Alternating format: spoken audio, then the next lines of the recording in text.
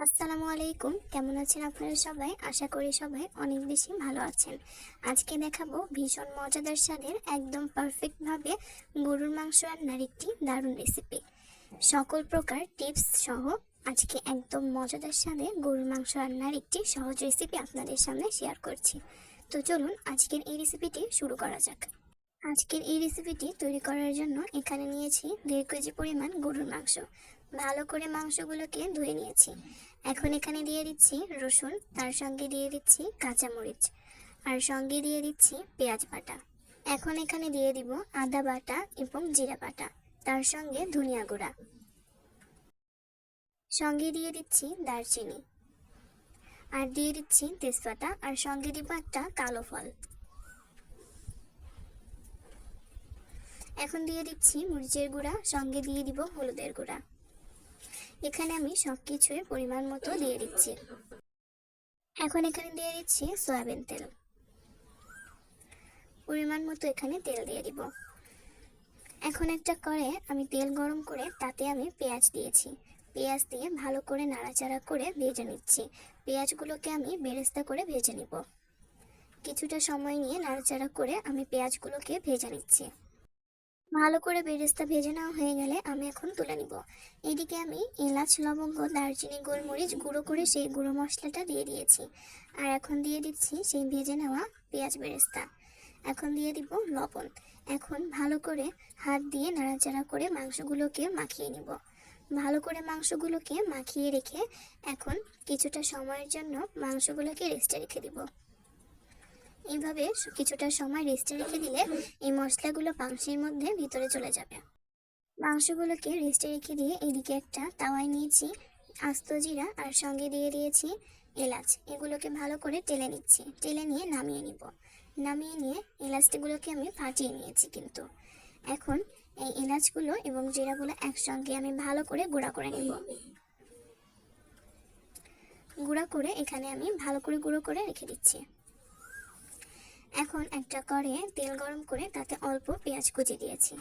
পেঁয়াজ কুচি দিয়ে নাড়াচাড়া করে কিছুটা সময় নিয়ে ভেজে নিচ্ছি। একেবারে বেশি কড়া করে ভাজছি না, কিছুটা সময় ভেজে নিয়ে এখন এখানে আমি আগে থেকে মাখিয়ে রাখা সেই মাংসগুলো দিয়ে দিব। একে একে সম্পূর্ণ মাংস দিয়ে দিচ্ছি। মাংসটা দিয়ে এখন ঢাকনা দিয়ে ঢেকে দিব। ঢাকনা দিয়ে ঢেকে কিছুটা সময় রান্না করে নিচ্ছি। কিছুক্ষণ পর ঢাকনা তুলে এখন চামচ দিয়ে ভালো করে নাড়াচাড়া করে মিশিয়ে নিতে হবে। এই পর্যায়ে কিছুটা সময় নিয়ে নাড়াচাড়া করে মাংসগুলোকে মিশিয়ে নেবেন। আবার কিছুটা সময় ঢাকনা দিয়ে ঢেকে কিছুক্ষণ রান্না করে নিয়ে এখানে অল্প একটু পানি দিয়ে দিয়েছি। পানি দিয়ে নাড়াচাড়া করে মিশিয়ে নিব। ভালো করে নাড়াচাড়া করে মিশিয়ে নিয়ে এখন কিন্তু এই মাংসগুলোকে কিছুটা সময় নিয়ে কষিয়ে নিতে হবে। এই মাংস কষানোর সময়টা কিন্তু হাতে একটু বেশি সময় নিয়ে কষিয়ে নিতে হয়। আপনি যত ভালো করে এবং যতটা সময় নিয়ে মাংসটা কষিয়ে নেবেন, রেসিপির টেস্ট ঠিক ততটাই বেশি মজার হবে। তাই হাতে কিছুটা সময় নিয়ে মাঝে মাঝে মাংসগুলোকে ভালো করে নাড়াচাড়া করে কষিয়ে নেবেন। অবশ্যই মাংসগুলো নাড়াচাড়া করে কষিয়ে নিতে হবে।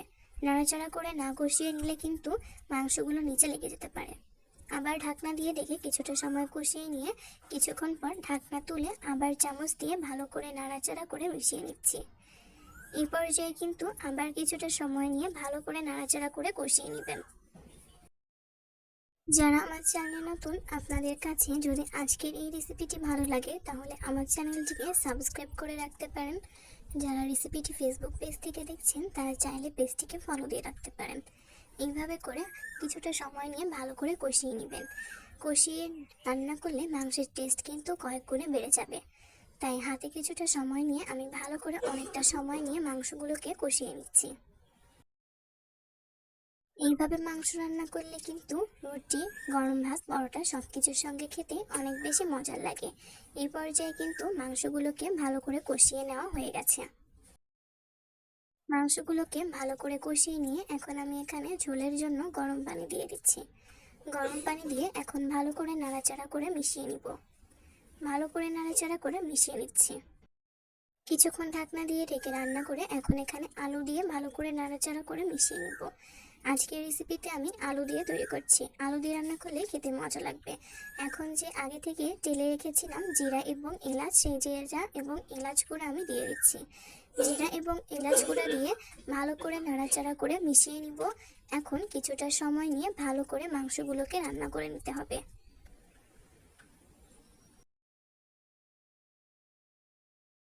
এভাবে করে আর কিছুক্ষণ রান্না করে নামিয়ে নিয়েছি।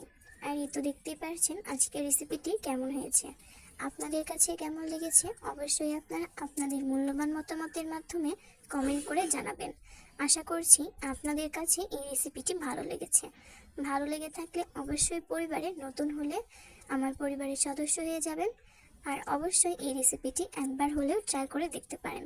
খেতে কিন্তু ভীষণ মজার হয়। নতুন কোনো ভিডিওতে আপনাদের সামনে নতুন কোনো রেসিপি নিয়ে খুব শীঘ্রই হাজির হচ্ছি। সেই পর্যন্ত সবাই অনেক বেশি ভালো থাকবেন, সুস্থ থাকবেন। সবার সুস্থতা কামনা করে আজকের মতো এখানেই ভিডিওটি শেষ করছি। বিদায় জানাচ্ছি। আল্লাহ হাফেজ।